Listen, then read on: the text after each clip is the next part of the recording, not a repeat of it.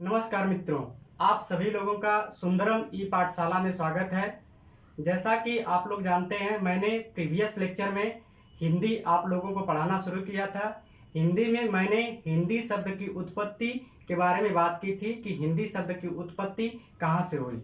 अगर जिन लोगों ने मेरा प्रीवियस लेक्चर नहीं देखा होगा, वो जाकर के मेरा पहले प्रीवियस लेक्चर देख लें, उसके बाद इस लेक्चर को देखेंगे। उस लेक्चर को आप लोगों ने काफ़ी प्यार और सम्मान दिया, उसके लिए मैं आप लोगों का तहे दिल से धन्यवाद करना चाहता हूं।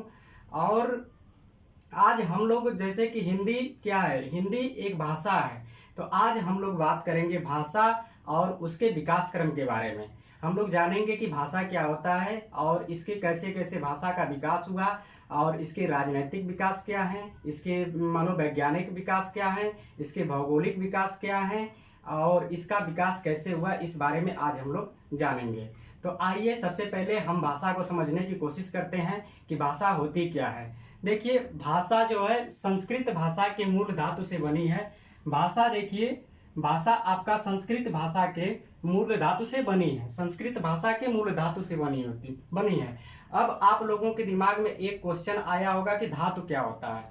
धातु जो है संस्कृत भाषा का मूल रूप क्या कहलाता है, धातु कहलाता है। जैसे हिंदी में आप लोगों ने क्रिया पढ़ा होगा, क्रिया क्या है, इसी धातु का एक रूप है। हिंदी में जो है कि क्रिया होती है और संस्कृत में धातु होता है। इसी धातु से जो है कि क्रिया का निर्माण हुआ है। धातु में ना प्रत्यय जोड़ने से क्रिया बनती है। तो हम जब आप लोगों को शब्द विचार पढ़ाएंगे तो उसमें बताएंगे कि कैसे जो है कि इस पे एक विस्तृत चर्चा हम आप लोगों के बीच में करेंगे कि कैसे धातु में ना प्रत्यय जोड़ने से क्रिया का निर्माण होता है। तो इसको मैं नेक्स्ट अगले जब शब्द विचार पढ़ाऊंगा तो उसमें आप लोगों को पढ़ाऊंगा। तो चलिए हम आप लोगों को बताते हैं कि भाषा शब्द का विकास कैसे हुआ।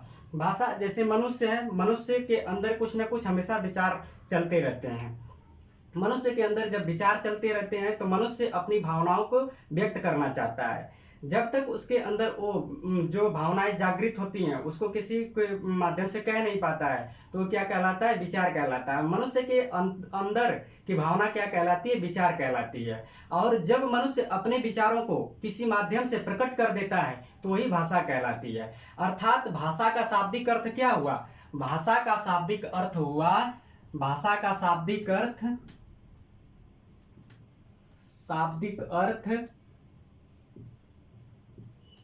विचारों को प्रकट करना, विचारों को प्रकट करना क्या कहलाता है, विचारों को प्रकट करना। अब इससे हम जो है भाषा की परिभाषा जो है कि बना लेंगे। भाषा की परिभाषा, भाषा की परिभाषा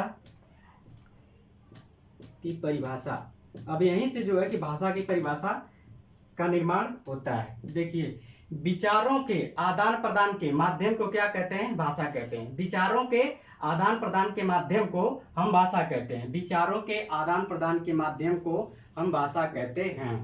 विचारों के आदान प्रदान के माध्यम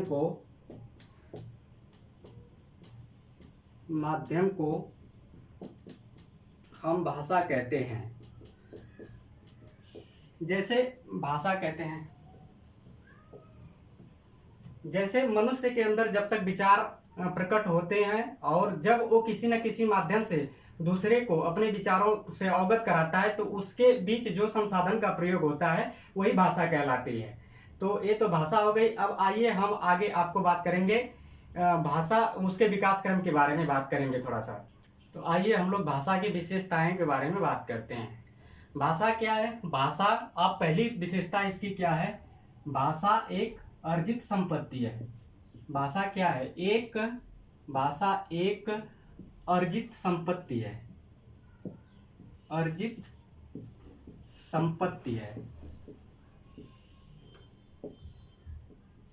कैसे भाषा एक अर्जित संपत्ति है, क्योंकि जैसे आप लोगों ने देखा होगा, एक जब बालक का जन्म होता है तो कुछ समय बाद जो है जब उसकी माँ उसको खिलाती है और कहती है कि बेटा पापा बोलो, पापा बोलो, तो बालक क्या करता है कि धीरे धीरे धीरे धीरे बोलना शुरू करता है और एक दिन वो क्या करता है, पापा बोलने लगता है। फिर धीरे धीरे उस बालक का विकास होता है, बालक समाज में जाता है, उस समाज में जैसी भाषाएं बोली जाती हैं उसी भाषा को क्या करता है कि बालक अर्जित कर लेता है। तो वही जैसे आप लोगों ने देखा होगा कि पंजाब में जिसका जन्म होता है वो वहीं की भाषा जो है पंजाबी सीख लेता है, जिसका जो है कि हरियाणा में जन्म होता है वो हरियाणवी भाषा बोलता है, जिसका उत्तर प्रदेश में जन्म होता है वो लगभग जो है कि हिंदी भाषा बोलता है। तो ये क्या हो गया कि अर्जित संपत्ति हो गई भाषा।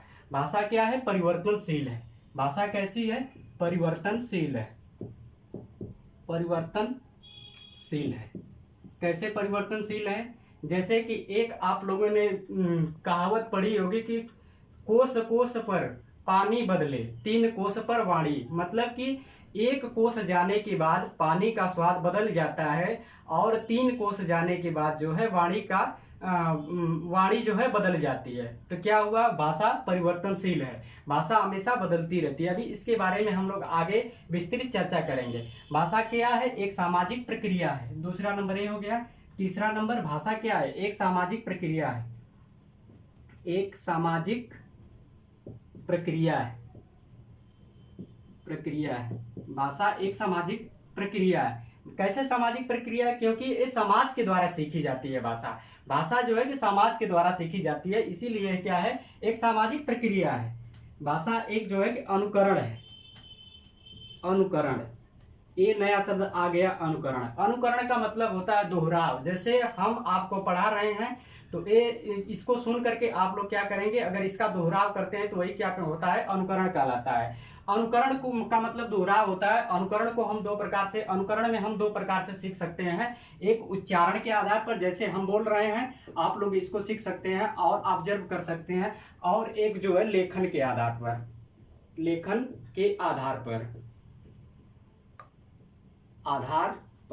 ठीक है, अब हम जो है कि 4 हो गया। 5वां हम एक बात कर लेते हैं आपको कि कठिन से सरल की ओर। 5वां जो है कि थोड़ा सा हम इसको मिटा करके उसके बाद जो है कि करते हैं। 5वां हो गया आपका कठिन से सरल की ओर। 5वां हो गया आपका कठिन से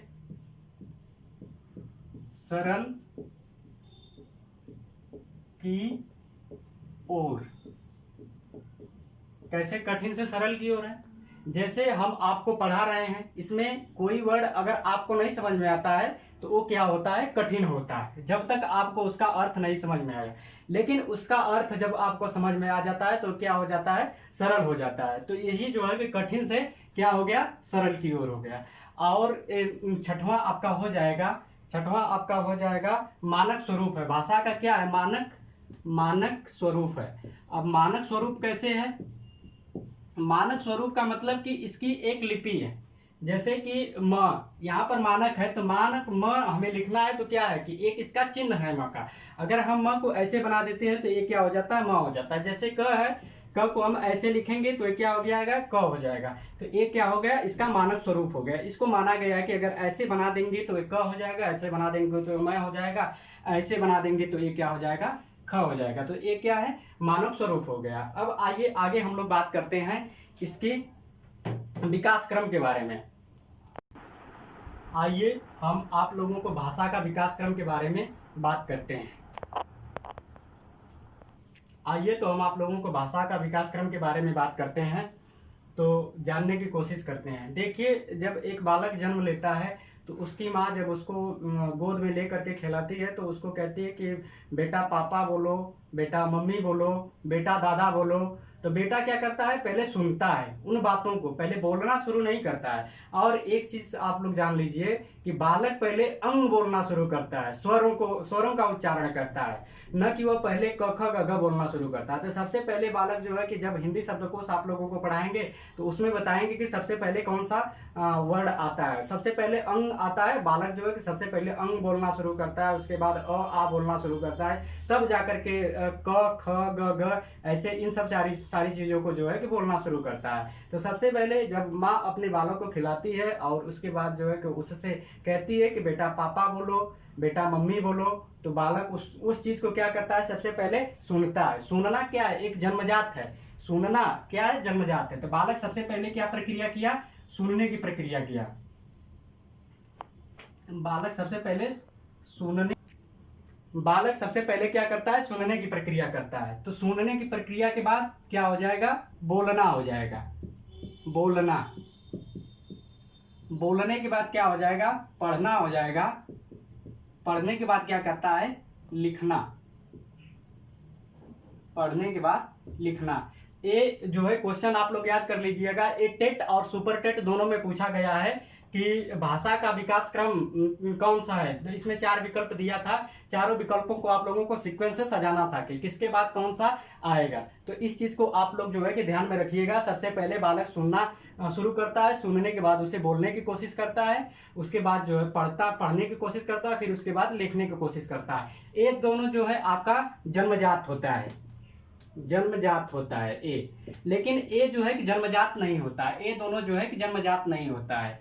एक मनोवैज्ञानिक है मरियम मॉन्टेसरी, ये आप लोग याद रखिएगा कि मरियम मॉन्टेसरी जो है कि ये जो है लिखना यहाँ पर पहले किया है। इन्होंने बताया कि बालक सबसे पहले सुनना शुरू करेगा, उसके बाद बोलना शुरू करेगा, उसके बाद न कि पढ़ना शुरू करेगा, पहले लिखना शुरू करेगा। तो इस चीज़ को आप लोग याद रखिएगा। ये कभी क्वेश्चन बन सकता है कि किसने कहा है, किसने जो है कि एक केवल ये कही वो मनोवैज्ञानिक है जिन्होंने ऐसा मत दिया है। बाकी सभी वैज्ञानिकों का यही मत है कि सबसे पहले बालक सुनता है, बोलना शुरू करता है, पढ़ना शुरू करता है, उसके बाद लिखना शुरू करता है। लेकिन उन्होंने बताया कि सबसे बालक पहले सुनना शुरू करता है, उसके बाद बोलना शुरू करता है, फिर उसके बाद तीसरे के नंबर पर इन्होंने लिखना रखा, उसके बाद जो है चौथे नंबर पर इन्होंने पढ़ना रखा। आइए इसके बारे में, इसके बाद अब हम आप लोगों को ऐतिहासिक दृष्टिकोण के बारे में बात करते हैं, भाषा के ऐतिहासिक दृष्टिकोण के बारे में। आइए अब हम लोग बात करेंगे ऐतिहासिक दृष्टिकोण के बारे में कि इसका ऐतिहासिक दृष्टिकोण क्या है, इतिहास के नज़रिए से ये कैसे कैसे चेंज हुआ। आप लोग जानते होंगे कि संस्कृत जो है कि भारत की आदि जननी भाषा है, ठीक है। संस्कृत जो है कि सबसे पुरानी भाषा है भारत की। तो संस्कृत भाषा से जो है, संस्कृत पहले जो है कि भारत की सबसे पहली भाषा कौन सी है, संस्कृत है। तो संस्कृत सबसे पहले बनी। और संस्कृत के बाद जो है कि आपको संस्कृत को 2 भागों में जो है विभाजित किया गया। वैदिक संस्कृति एक बोला गया, इसको वैदिक संस्कृति, वैदिक संस्कृत, और दूसरी भाषा जो है कि इसको कहा गया लौकिक संस्कृत, लौकिक संस्कृत। अब वैदिक संस्कृत क्या होता है, वैदिक संस्कृति वो भाषाएं होती हैं जिसमें वेद,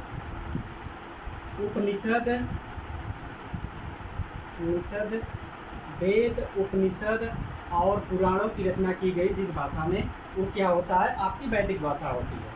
लेकिन लौकिक भाषा क्या होती है, लौकिक भाषा वो भाषा होती है कि जिसमें लोगों के द्वारा जो बोली जाती है भाषा, वो क्या होती है, लौकिक भाषा होती है।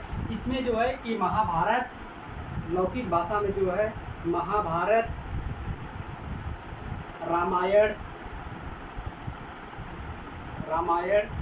रामायण और महाभारत लिखे गए लौकिक भाषा में, ठीक है। तो ये भाषा क्या हुआ कि वेद और उपनिषद, संस्कृत क्या है, ये कठिन भाषा होती है। अगर हिंदी से तुलना किया जाए तो संस्कृत एक कठिन भाषा होती है, इसीलिए इसका क्या है कि धीरे धीरे लोप होता चला गया। ये धीरे धीरे इस समय विलुप्त के कगार पर है। लेकिन लौकिक भाषा लोगों में प्रचलित होती चली गई, क्योंकि ये भाषा क्या है, आसान है। संस्कृत की अपेक्षा अगर देखा जाए तो लौकिक भाषा जो है कि आसान है। इसमें आपका महाभारत लिखा गया, रामायण लिखा गया। आपकी वैदिक संस्कृति में जो है कि वेद लिखे गए, उपनिषद लिखे गए और पुराण लिखे गए। इसके बाद जो है कि अगर लौकिक के बाद जो है कि आपका पाली भाषा है, लौकिक के बाद जो है कि आपका पाली भाषा है। पाली भाषा में गौतम बुद्ध जी ने अपने सारे उपदेश जो है कि पाली भाषा में दिए हैं।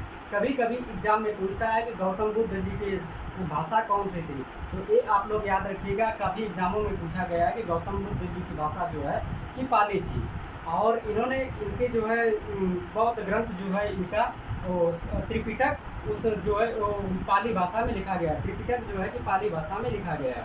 आइए थोड़ा सा हम लोग लौकिक भाषा को समझने की कोशिश करते हैं और पाली भाषा के बाद देखते हैं कि किस भाषा का विकास हुआ है।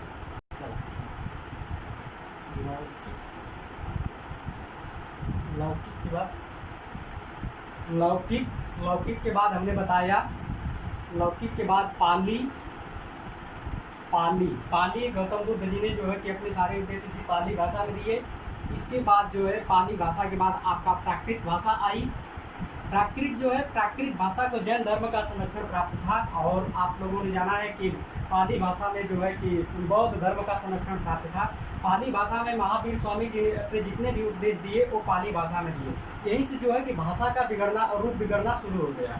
भाषा का रूप बिगड़ता चला गया। इसके बाद पाली के बाद आपका जो है कि अपभ्रंश भाषा आई। अपभ्रंश भाषा आई। अपभ्रंश, इसी अपभ्रंश का एक रूप होता है सौर सैनिक। अपभ्रंश का एक रूप है सौर सैनिक। सौर सैनिक, ठीक, सौर सैनिक। इसको आप लोग जो है कि याद रखिएगा। ये हमेशा कई बार एग्जामों में पूछा गया है कि हिंदी भाषा का, इसी से सौर सैनिक से जो है कि हिंदी भाषा का क्या हुआ है, विकास हुआ है। हिंदी भाषा का विकास, हिंदी भाषा का विकास किस भाषा से हुआ है? तो हिंदी भाषा का विकास जो है सौर सैनिक से हुआ है। कई एग्जामों में पूछा गया है कि हिंदी भाषा का विकास जो है किस भाषा से हुआ? तो हिंदी भाषा का विकास जो है सौर सैनिक से हुआ। और सौर सैनिक किसकी भाषा है? अपभ्रंश का एक रूप है। अपभ्रंश का एक रूप क्या होता है? सौर सैनिक होता है। इसके बाद जो है कि अवहट, अवहट भाषा जो है कि आपकी आई। अवहट, अवहट भाषा का जो है कि विकास हुआ। आइए तो हम लोग एक बार जो है कि समझने की कोशिश करते हैं कि कैसे कैसे भाषाओं का विकास हुआ। सबसे पहले आपकी संस्कृत भाषा आई। संस्कृत, संस्कृत के बाद आपकी पाली आई। पाली, पाली के बाद आपकी प्राकृत आई। प्राकृत के बाद आपका अपभ्रंश आई। अपभ्रंश आई। अपभ्रंश के बाद जो है आपका अपभ्रंश, इसी का एक रूप क्या होता है? सौर सैनिक होता है। सौर सैनिक, ठीक है। इसी से जो है कि हिंदी भाषा का विकास इसी से हुआ है। हिंदी भाषा का विकास इसी से हुआ है। सौर सैनिक के बाद आपका जो है कि यहाँ पर अवहट भाषा आई। अवहट, अवहट भाषा का विकास हुआ। ये जो है कि वीडियो के पेपर पे पूछा गया था कि एक 4 ऑप्शन इसमें रख दिए थे। इसको पूछा गया था कि हिंदी भाषा का सही कालक्रम सजाइए। तो उसमें जो है कि सबसे पहले संस्कृत आई। संस्कृत के बाद पाली आई। पाली के बाद प्राकृत आई। प्राकृत के बाद अपभ्रंश आई। अपभ्रंश के बाद जो है अवहट आई। तो यही 4 ऑप्शन जो है कि 4 ऑप्शन में करके पहले संस्कृत दिया था, पाली दिया था, प्राकृत दिया था, अपभ्रंश दिया था, दूसरे में कर दिया था। पहले पाली कर दिया था, फिर संस्कृत कर दिया, तीसरे में पहले प्राकृत कर दिया था, उसके बाद पाली कर दिया था। तो इसमें जो है कि एक सीक्वेंस के माध्यम से जो है कि आप लोग याद कर लीजिएगा कि सबसे पहले संस्कृत आई, उसके बाद पाली आई, पाली के बाद प्राकृत आई, प्राकृत के बाद जो है अपभ्रंश आई, अपभ्रंश के बाद जो है कि अवहट का विकास हुआ। ये तो हो गया आप लोगों का जो है कि ऐतिहासिक दृष्टिकोण। आइए अब हम लोग बात करेंगे थोड़ा सा राजनीतिक दृष्टिकोण के बारे में। तो आइए थोड़ा सा समझने की कोशिश करते हैं कि इसका राजनीतिक दृष्टिकोण जो है कि कैसे हुआ, राजनीतिक दृष्टिकोण कैसे बदला।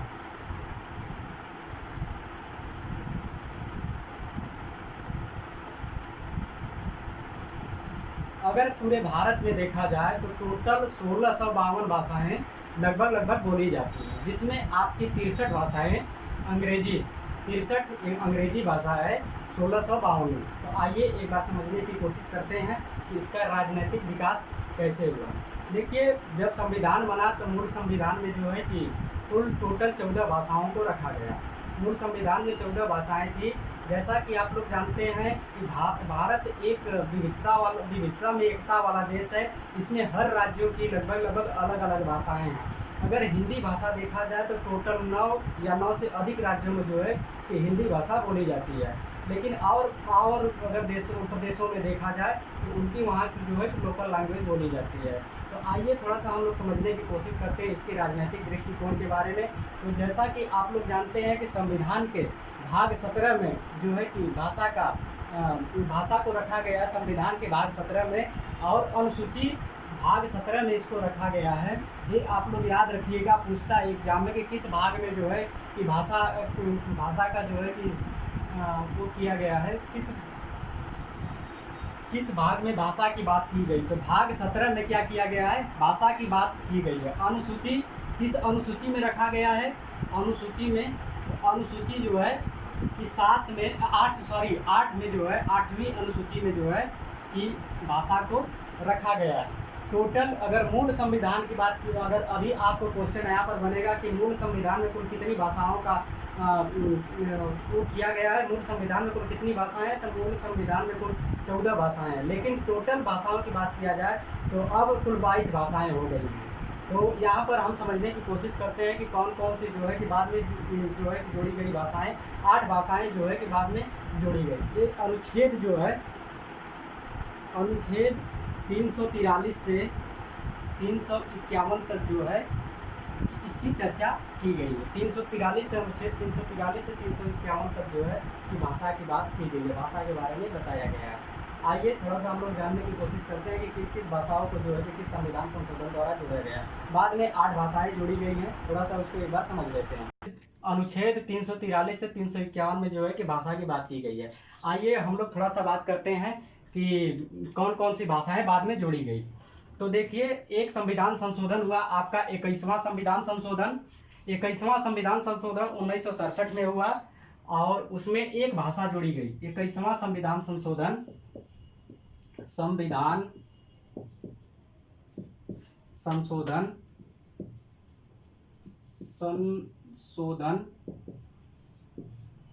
21वां संविधान संशोधन 1967 में हुआ। इसमें एक भाषा जोड़ी गई।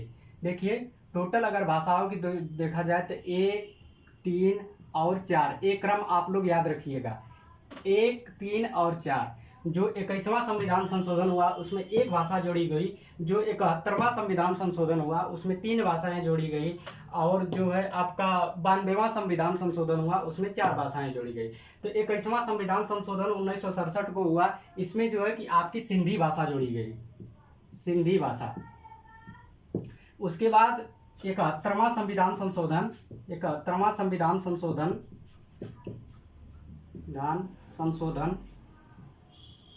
संशोधन आपका 1992 में हुआ। 1992 में इसमें 3 भाषाएं जोड़ी गई, मणिपुरी, कोंकणी मणिपुरी और नेपाली। कोंकणी मणिपुरी और एक मणिपुरी और एक विदेशी भाषा नेपाली जोड़ी गई। कोंकणी, मणिपुरी और नेपाली। इसको याद करने का तरीका देखिए, इसमें कड़ी ड़ इसमें भी आ रहा है और मणि ड़ इसमें भी आ रहा है। यहाँ से आप आसानी से जो है किसको याद कर सकते हैं, कोंकणी। कोंकणी में ड़ आ रहा है, मणिपुरी में भी ड़ आ रहा है, एक विदेशी भाषा आपकी नेपाली हो गई। आइए 92वें संविधान संशोधन की बात करते हैं। इसमें कितनी कुल टोटल 3 भाषाएं इसमें जोड़ी गई, यहाँ पर आपकी एक भाषा जोड़ी गई। अब बात करते हैं हम 92वां संविधान संशोधन की। 92वां संविधान संशोधन पीसीएस में आपका पूछा था कि 92वें संविधान संशोधन के अंतर्गत कौन सी 4 भाषाएं जोड़ी गई थी। ठीक है, तो आइए 92वां संविधान संशोधन की बात करते हैं। संशोधन कुल 4 भाषाएं जोड़ी गई। इसमें डोगो, बोडो, डोंगरी, इसमें आपकी संथाली, मैथिली, बोडो और डोंगरी, ये भाषा जो है कि जोड़ी गई। अब इसको याद करने का तरीका, थाली, इसमें भी थाली आया है, इसमें भी क्या है, थीली आया है। थाली से थीली क्या है, दोनों रिलेटेड है। तो एक क्या हुआ, संथाली और मैथिली। यहाँ पर बोडो, ठीक है, बोडो, इसमें ड आया है और इसमें भी ये ड से शुरू हुआ है। बोडो और डोंगरी, ये भाषाएं जो है कि जोड़ी गई। आइए अब हम लोग जानने की कोशिश करते हैं कि हिंदी, एक क्वेश्चन हमेशा पूछता है, काफ़ी एग्जामों में पूछा गया है कि हिंदी राष्ट्रभाषा है कि राजभाषा है। तो आइए हम लोग समझने की कोशिश करते हैं कि हिंदी राष्ट्रभाषा है कि राजभाषा है। हिंदी क्या है, राजभाषा है, राजभाषा है। राजभाषा का मतलब क्या होता है, राजभाषा का मतलब कि राज्य के प्रशासन की भाषा, प्रशासन की भाषा क्या होती है, राजभाषा होती है। तो हिंदी को किस में रखा गया है? हिंदी को जो है कि राष्ट्रभाषा में न रख करके राजभाषा का दर्जा दिया गया है। इस चीज़ को आप लोग याद रखिएगा, काफ़ी ज़्यादा एग्जामों में पूछा गया है कि हिंदी जो है राष्ट्रभाषा है कि राजभाषा है। तो हिंदी राजभाषा है, इसलिए इसको राजभाषा का दर्जा दिया गया। क्योंकि अगर राष्ट्रभाषा की बात किया जाए तो राष्ट्रभाषा क्या होती है? किसी देश के अधिकतर जनता द्वारा बोली जाने वाली भाषा को क्या कहते हैं? राष्ट्रभाषा कहते हैं। तो हिंदी अगर देखा जाए तो भारत में तो बोली जाती है, लेकिन अधिकतर राज्यों में वहाँ की जो है कि लोकल लैंग्वेजें बोली जाती हैं, इसीलिए कि काफ़ी इसमें दिक्कत हो रही थी इसको राष्ट्रभाषा बनाने में, इसलिए हिंदी को राजभाषा में रखा गया। आइए अब हम लोग बोली के बारे में थोड़ा सा समझ लेते हैं कि बोली क्या होता है। सीमित क्षेत्रों में संचार का माध्यम क्या कहलाता है? बोली कहलाता है। बोली क्या होती है? बोली सीमित क्षेत्रों में संचार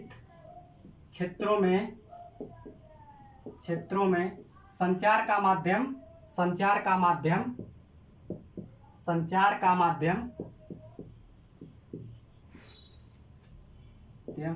बोली कहलाता है। जैसे मैंने आप लोगों को बताया कि कोस कोस पर पानी बदले 3 कोस पर वाणी, तो उसी तरह से बोली क्या है? एक सीमित क्षेत्रों में बोली जाती है। जैसे आप लोग बिहार में चले जाएंगे, वहाँ पर जो है कि बिहारी बोली जाती है और मगधी बोली जाती है। उत्तर प्रदेश में अगर आप लोग आएंगे पूर्वी क्षेत्र में तो देखेंगे यहाँ पर पूर्वी क्षेत्र में आपकी जो है कि अवधी बोली जाती है। अगर पश्चिमी क्षेत्र में चले जाएंगे तो वहाँ पर ब्रज भाषा का प्रयोग किया जाता है। तो क्या है कि सीमित क्षेत्रों में संचार का माध्यम बोली होता है। और अब हम बात करेंगे भाषा के बारे में कि भाषा क्या होता है। विस्तृत क्षेत्र में संचार का माध्यम क्या होता है? भाषा होता है। जैसे उत्तर प्रदेश में हिंदी बोली जाती है, तो उत्तर प्रदेश क्या है? एक विशाल है, ठीक है, तो उसमें पूरे उत्तर प्रदेश में लगभग हिंदी बोली जाती है। तो वही हम आपको बता रहे हैं कि भाषा क्या होती है। विस्तृत क्षेत्र में संचार का माध्यम क्या कहलाता है? भाषा कहलाता है, ठीक है। और एक आता है मातृभाषा। मातृभाषा क्या होती है? माता के मुख से सीखी हुई भाषा क्या कहलाती है? मातृभाषा कहलाती है। माता के मुख से सीखी हुई भाषा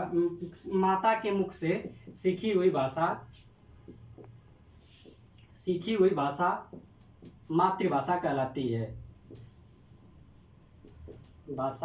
मातृभाषा कहलाती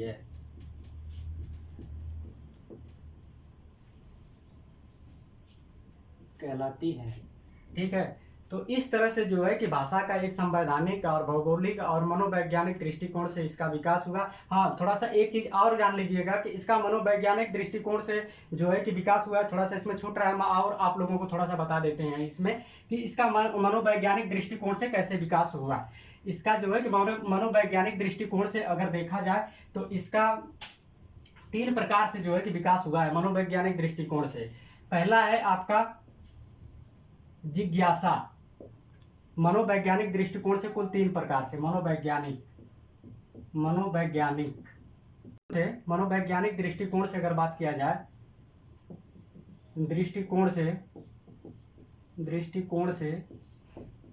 मनोवैज्ञानिक दृष्टिकोण से कुल कितने प्रकार की होती है? 3 प्रकार की होती है। पहली जिज्ञासा। जिज्ञासा का मतलब क्या होता है? जानने की इच्छा जो क्या होती है? जिज्ञासा कहलाती है। एक शब्द आता है आपका जो है कि जिज्ञासु। जिज्ञासु क्या होता है? जानने की इच्छा रखने वाला क्या होता है? जिज्ञासु होता है। अनेक शब्दों के एक शब्द में जो है कि ये पूछा जाता है कि जिज्ञासु क्या होता है, जिज्ञासा क्या होती है। तो जिज्ञासी जानने की इच्छा क्या कहलाती है? जिज्ञासा कहलाती है। और जानने की इच्छा रखने वाला क्या होता है? जिज्ञासु कहलाता है, ठीक है, जिज्ञासा। और दूसरा होता है अनुकरण। अनुकरण का मतलब क्या होता है? दोहराव। मतलब कोई शब्द, अगर कोई व्यक्ति कोई शब्द बोल रहा है, उसको जो है कि आप दोहराव कर रहे हैं, तो क्या कर रहे हैं? उसकी भाषा का आप अनुकरण कर रहे हैं। तीसरा क्या होता है? तीसरा आपका होता है, पहला हो गया जिज्ञासा, दूसरा हो गया अनुकरण, तीसरा होता है आपका अभ्यास। अभ्यास के द्वारा भी भाषा को क्या किया जाता है? सीखा जाता है। अभ्यास, जितना ही आप अभ्यास करेंगे उतना ही ज़्यादा आपको उस भाषा में जो है कि क्लियरिटी आएगी। तो अभ्यास के माध्यम से भी हम भाषाओं को सीख सकते हैं। आइए थोड़ा सा हम लोग जो है कि भाषा के दृष्टिकोण को देख लिए, और थोड़ा सा आगे आइए। थोड़ा सा एक तो छूट गया था, भाषा का प्रकार। भाषा के प्रकार के बारे में थोड़ा सा बात कर लेते हैं। भाषा का प्रकार। भाषा का प्रकार। भाषा जो है कुल 3 प्रकार की होती है। ठीक है, भाषा के प्रकार कुल कितने होते हैं? भाषा के कुल 3 प्रकार होते हैं। उच्चारण के आधार पर, पहला उच्चारण, उच्चारण के आधार पर, और दूसरा होता है लेखन के आधार पर, और तीसरा आपका संकेत के आधार पर, संकेत के आधार पर। ठीक है, तो उच्चारण मतलब क्या होता है? मौखिक होता है। उच्चारण या मौखिक, इसी को मौखिक भी कहते हैं, इसी को मौखिक भी बोलते हैं। मौखिक का मतलब क्या होता है कि मौखिक से एक जो है उच्चारण के आधार पर, लेखन के आधार पर, और जो है कि संकेत के आधार पर होता है। तो उच्चारण के आधार पर बोल कर जब हम, आइए हम समझने की कोशिश करते हैं कि मौखिक कैसे, और लेखन के आधार पर कैसे, और संकेत के आधार पर कैसे होता है। जैसे मौखिक के आधार पर, मौखिक के आधार पर ये होता है कि जब आप बोल करके भाषा के विचारों का आदान प्रदान करते हैं तो क्या होता है? मौखिक कहलाता है। जैसे आप इंटरव्यू देने जाते हैं, इंटरव्यू में जो है कैसा होता है? इंटरव्यू आपका मौखिक होता है। और उसके बाद लेखन के आधार पर जब अपनी भावनाओं को आप लिख करके व्यक्त करते हैं तो क्या कहलाता है? तो लेखन के आधार पर कहलाता है। और संकेत के आधार पर हम देखें तो जैसे आप लोगों ने क्रिकेट देखा होगा, क्रिकेट में अंपायर होता है। अंपायर बोल करके किसी भाषा का प्रयोग नहीं करता है, बोल करके वो नहीं प्रयोग करता है, सिर्फ वो संकेतों के माध्यम से प्रयोग करता है। अगर एक उंगली उठा देता है ऊपर की दिशा में तो क्या होता है? उससे आउट होता है। तो लेखन के उच्चारण के आधार पर अगर देखा जाए तो उच्चारण या मौखिक के आधार पर जो है कि इंटरव्यू आप मान लो लेंगे, साक्षात्कार, साक्षात्कार। और इसमें जो है लेखन के आधार पर जो है पत्र पत्रिका आ जाएगा आपका, और समाचार पत्र आ जाएगा आपका। संकेत के आधार पर जो है कि आप देखते होंगे ट्रैफिक पुलिस है, वो संकेत के माध्यम से जो है कि अपनी भावनाओं को व्यक्त करती है और बताती है कि नहीं किस साइड में जाना चाहिए। इस तरह से आज हम लोगों ने भाषा के विकास क्रम के बारे में, भाषा और उसके विकास क्रम के बारे में जाना। और अगली वीडियो हम लोग जो है कि व्याकरण के बारे में अब अगला बात करेंगे। वीडियो मेरा देखने के लिए आप लोगों को बहुत बहुत धन्यवाद। और आप लोग मेरे चैनल को अगर अच्छा लगेगा तो लाइक और सब्सक्राइब जरूर करिएगा। अभी मैं पहली बार जो है कि यूट्यूब पे पढ़ा रहा हूँ, थोड़ा सा इसमें अगर कोई गलती हो जाती है तो मुझे क्षमा करिएगा। ज़्यादा से ज़्यादा आप लोग मेरे चैनल को सब्सक्राइब करिए और लाइक करिए और शेयर करिए। धन्यवाद।